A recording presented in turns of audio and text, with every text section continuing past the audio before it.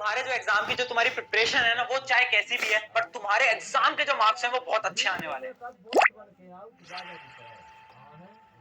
तो क्या तुम्हें यकीन होगा? नहीं। तुम पूछोगे यार ये कैसे पॉसिबल है, बट हाँ ये पॉसिबल है। ये पॉसिबल है विद गुड राइटिंग स्किल्स। अगर तुम्हें ये आ गया ना कि एग्जाम के अंदर आंसर्स को लिख के कैसे आना है, तो ऑटोमेटिकली तुम्हारा स्कोर इंक्रीज हो जाएगा।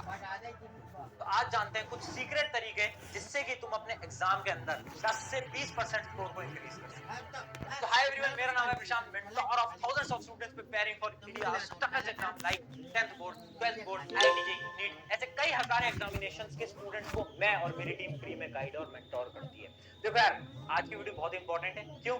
क्योंकि अब बोर्ड एग्जाम बहुत पास आ चुके हैं, स्कूल्स के फाइनल एग्जाम बहुत पास आ चुके हैं, और अब तुम्हें यह जानना पड़ेगा कि भैया एग्जाम में लिख के कैसे आना है। क्योंकि पढ़ाई तुमने अभी तक कर ली होगी, पढ़ाई थोड़ी बहुत हो गई होगी, या फिर जिसकी बची है तो वो कर रहा होगा, बट अगर तुमने आज के तरीकों को मिस कर दिया ना, तो भाई तुम ये कभी पता नहीं लगा पाओगे कि एग्जाम को लिख के कैसे आना होता है। तो देखो यार, इस वीडियो को बनाने से पहले मैंने कई हजारों बच्चों से बात करी और उनकी मिस्टेक्स के बारे में पूछा, तो मुझे कुछ मेजर मिस्टेक्स के बारे में पता चला।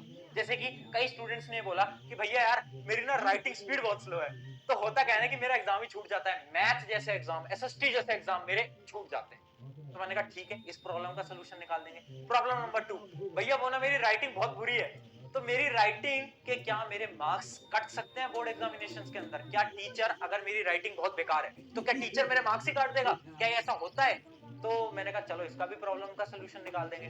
प्रॉब्लम नंबर 3, भैया ये बताओ कि जब हम पेपर को स्टार्ट करते हैं ना लिखना, तो हम बहुत अच्छा लिखते हैं, बट जैसे जैसे हम एंड पे पहुंचते जाते हैं ना पेपर के, तो हमारी राइटिंग भैया बहुत बुरी होती जाती है। मैंने कहा हाँ ये बात भी सही है, इसका भी सोल्यूशन निकाल देंगे।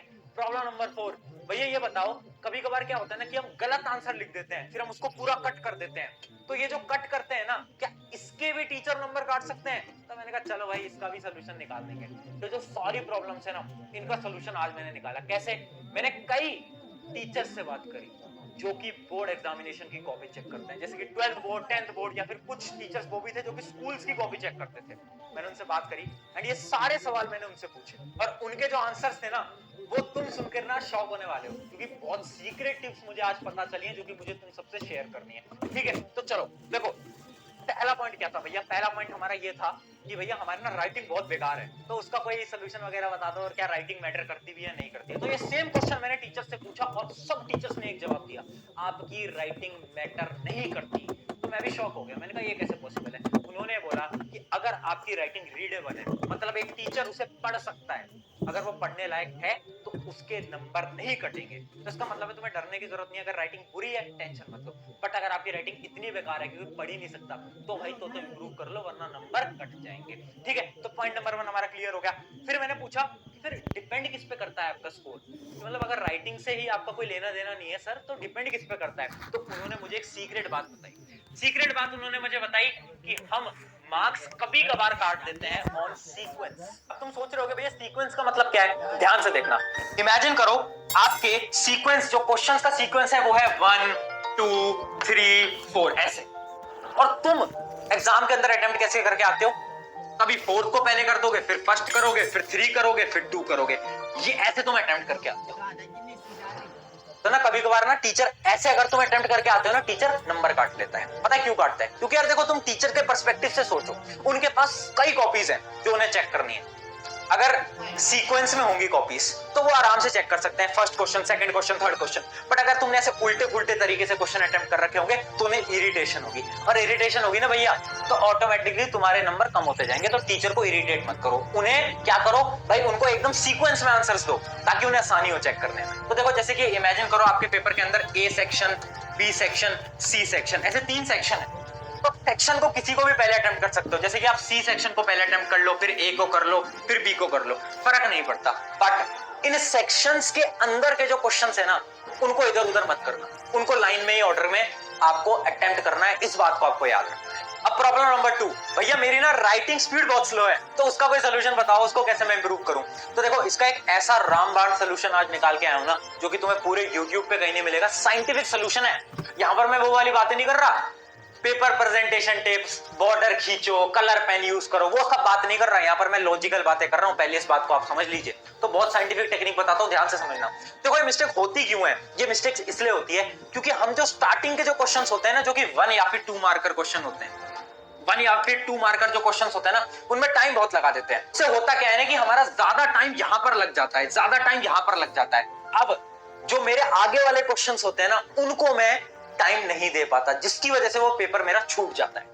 तो भैया इसके लिए क्या टेक्निक है? अब बहुत ध्यान से समझना, बहुत शानदार टेक्निक बताने वाला हूं। 2 तरीके हैं। पहला तरीका क्या है? पहला तरीका है स्ट्रैटेजी टू अटेम्प्ट 5 नंबर या फिर 4 नंबर क्वेश्चन। ध्यान से समझना, जब भी आपके पेपर के 4 नंबर या 5 नंबर वाले सवाल है ना, उनको अटेम्प्ट करने का तरीका समझो। हम क्या करते थे? हम क्वेश्चन पढ़ते हैं और हम अटेम्प्ट करना स्टार्ट कर देते हैं। यही करते हो ना तुम? सबसे बेकार तरीका है। क्यों? क्योंकि भाई 5 नंबर का क्वेश्चन है, बहुत कुछ तुम्हें लिखना पड़ेगा, बहुत लंबा लंबा तुम्हें लाइनें लिखनी पड़ेंगी। तो उससे होगा क्या कि यार तुम्हें ना टाइम बहुत लगेगा कि तुम सोच भी रहे हो, लिख भी रहे हो, सोच भी रहे हो, लिख भी रहे हो। तो इसका क्या तरीका है? इसका एक सोल्यूशन है। आपकी जो कॉपी है ना, जिसमें आप आंसर लिख रहे हो, उसके लास्ट पन्ने पे जाओ, जो आपका रफ पेज होता है, उस रफ पेज पे आपका जो क्वेश्चन है ना, उसके पॉइंटर्स लिख लो। जैसे इमेजिन करो आपका कोई क्वेश्चन आया, 10th क्लास का कोई बच्चा एग्जामिनेशन दे रहा है, नेशनलिज्म एंड यूरोप के बारे में कोई क्वेश्चन आया कि एक्सप्लेन करो। तो एक्सप्लेन करने के लिए तुम 5 पॉइंट बैक पन्ने पे लिख लो, और वो पॉइंट नहीं लिखना आपको पूरे पूरे, आपको बस शॉर्ट में लिखना है। जैसे कि 1970 में स्टार्ट हुआ, या फिर जो भी आपके पॉइंट्स हैं वो सारे पॉइंट्स आप यहाँ पर लिख लो। अब आपको क्या करना है? अब आपको कुछ नहीं करना है। अब आप वापस से जाओगे अपने कॉपी की तरफ और आप लिखना स्टार्ट करोगे, आप आंसर लिखना स्टार्ट करोगे। तो फिर आप इसका आंसर लिखोगे पॉइंट नंबर 1।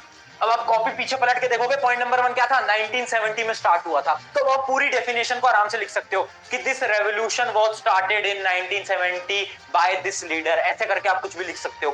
पॉइंट नंबर 2 आपने देखा कीवर्ड क्या है पॉइंट नंबर 2 का, और डायरेक्टली फिर उससे आंसर लिख दिया। अब इससे क्या हुआ? हमें सोचने की जरूरत नहीं पड़ी। वरना बहुत बार क्या होता है ना, हम सोचते हैं आंसर लिखते हैं, सोचते हैं आंसर लिखते हैं, और हमारा आंसर अगर कहीं पर भी हमें ऐसा लगता है ना कि आंसर हमारा गलत हो रहा है, तो पूरा आंसर काटा, वापस से लिखा, और इससे हमारा टाइम वेस्ट होता है। तो मुझे क्या करना है? पहले ही केवल 2 मिनट दो, और 2 मिनट के अंदर 5 पॉइंट सोच लो, 4 या 5 पॉइंट सोच लो, और उनको बैक में लिख दो, और इन पॉइंट से अब आंसर लिख दो। बहुत टाइम बचेगा, बहुत टाइम बचेगा। तो याद रखना, है बहुत शानदार टेक्निक है जो आपको कोई नहीं बताने वाला, कहीं पर भी आपको नहीं मिलेगी। ये है सबसे बेस्ट तरीका 4 या फिर 5 नंबर वाले जो सवाल होते हैं उनको अटेम्प्ट करने का। इससे आपका टाइम बचेगा। अब इमेजिन करो एक ऐसा बच्चा है जो कि ना बहुत ही स्लो है, लिखने में बहुत ही स्लो है, उसका फिर भी टाइम नहीं बच पाया। उसके लिए क्या? अब इमेजिन करो आपके पेपर के लिए बचे हैं 10 मिनट, 10 मिनट, और आपके ना 2 क्वेश्चंस बचे हैं, 2 क्वेश्चंस आपके पूरे के पूरे बचे हैं 5 नंबर वाले बड़े बड़े क्वेश्चंस। तो अब आप क्या करोगे? बहुत सारे बच्चे क्या करेंगे कि एक क्वेश्चन अटेम्प्ट करेंगे, दूसरे को छोड़ देंगे। यही करोगे ना? ये मूर्खता है। अब सुनो क्या तरीका है। हमें स्मार्ट वर्क करना है, हमें स्मार्ट वर्क, हमें दिमाग लगाना है। देखो जब भी आपके पास टाइम कम है और क्वेश्चन ज्यादा है, तो हम स्मार्ट वर्क करेंगे। स्मार्ट वर्क क्या होता है? उसके आंसर को चार्ट फॉर्म में लिख दो। इसको मैं बोलता हूं चार्ट मेथड। देखो चार्ट मेथड का एक लाइव एग्जांपल दिखाता हूं। ये रहा एक लाइव एग्जांपल। ये एक यूपीएससी के टॉपर की शीट है ना। इस आंसर को आप इमेजिन मत करो, ये तो मैं एज अ सैंपल ले आया हूं। जैसे इमेजिन करो कोई भी आपका टॉपिक है जिसके ऊपर आपको एक्सप्लेन करना है, जिसके ऊपर आपको आंसर लिखना है। या इमेजिन कर लेते हैं एक्सप्लेन हेरिडिटी एंड एवोल्यूशन, उसके बारे में शॉर्ट नोट्स लिखो। तो अब आप क्या करोगे? शॉर्ट नोट्स लिखने में बहुत टाइम लगेगा, तो बेस्ट तरीका क्या है? चार्ट बना लो और चार्ट को छोड़ दो। कैसे? मैंने ऊपर हेडिंग डाली हेरिडिटी एंड एवोल्यूशन, और उसके ऐसे चार्ट बना लिए, और उसके 4 पॉइंट यहां पर लिख दिए।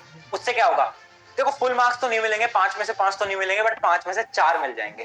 तो बेस्ट तरीका क्या है? टाइम बचाने का, कि भैया जब भी हमारे पास टाइम कम है आंसर लिखने के लिए, हम क्या करेंगे? हम चार्ट फॉर्म से रिप्रेजेंट करेंगे, हम स्मार्ट वर्क करेंगे।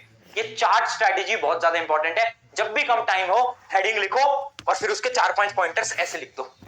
इससे क्या होगा? टाइम भी बच गया और नंबर भी मिल गए। तो ऐसा नहीं हुआ ना कि आपका एग्जाम छूट गया, आपका क्वेश्चन छूट गया। तो बेस्ट तरीका है, इसको ट्राई करना बहुत ज्यादा इंपॉर्टेंट है। अगली स्ट्रेटेजी मेरी पर्सनल स्ट्रेटेजी है, जो कि मैं अपने एग्जाम्स में यूज किया करता था। देखो बहुत सारे आंसर होते हैं जो कि पॉइंट बेस्ड आंसर होते हैं। जैसे इमेजिन करो एक 4 मार्कर क्वेश्चन है, 4 मार्क्स का क्वेश्चन। तो 99% बच्चे पता है क्या सोचते हैं कि इसके अंदर मैं 4 पॉइंट्स लिख दूंगा, है ना। यही सोचते हो ना कि 4 पॉइंट्स लिख दूंगा, उन 4 पॉइंट से मेरा आंसर बन जाएगा। यही करते हो, है ना। ये सबसे बेकार तरीका है। पता है क्यों? क्योंकि उन 4 पॉइंट में से शायद एक पॉइंट आपका करेक्ट ना हो सकता है ना, ऐसा पॉसिबल तो है।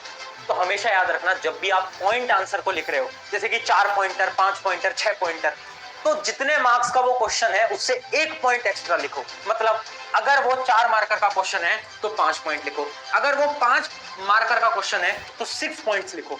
उससे क्या होगा, अगर आपका एक पॉइंट गलत भी हो गया तो भी नंबर कहीं नहीं कटेंगे। तो याद रखना, एक पॉइंट एक्स्ट्रा लिखो कि बहुत डीप स्ट्रैटेजी है जो कि मैं अपने टाइम पे यूज किया करता था, एंड ये 100% सक्सेसफुल स्ट्रैटेजी है। तो ये तो थी हमारी सारी स्ट्रैटेजीज। अब बात करते हैं प्रेजेंटेशन टिप। अब देखो 5 मिनट के अंदर प्रेजेंटेशन टिप्स को जान लो, बहुत ज्यादा इंपॉर्टेंट है, क्योंकि प्रेजेंटेशन टिप्स आपको कोई